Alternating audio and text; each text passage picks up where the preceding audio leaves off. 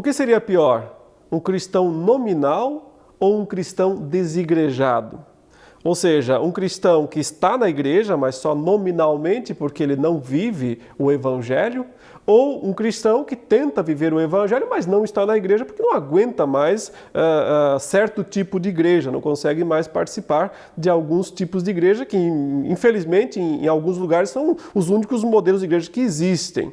O que seria pior, né?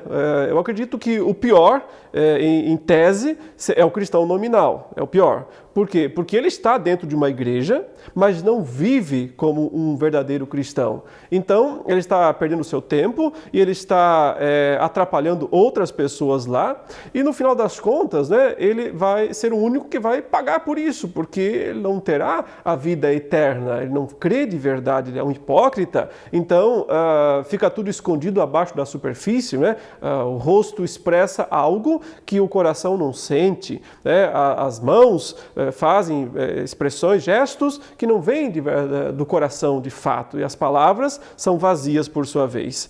Mas por outro lado, um cristão desigrejado, eu diria, se ele é um cristão verdadeiro e se encontra desigrejado, ele se encontra num estágio de grande sofrimento.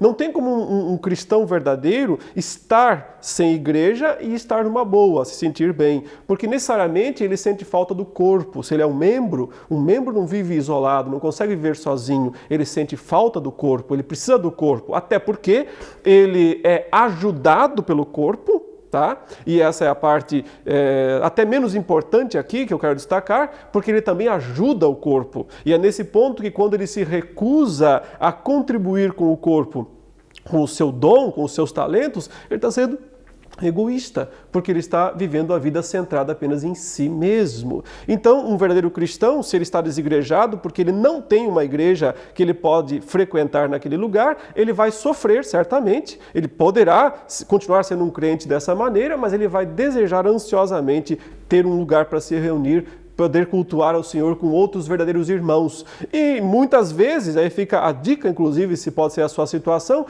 pode ser a ocasião que Deus está arrumando, né, para que comece uma igreja verdadeira. Então, muitas vezes, cristãos em cidades onde não há uma boa igreja, eles são a igreja. Então, eles vão começar a igreja na casa deles e eles vão ser usados por Deus de alguma maneira para que exista ali uma verdadeira expressão do corpo de Cristo.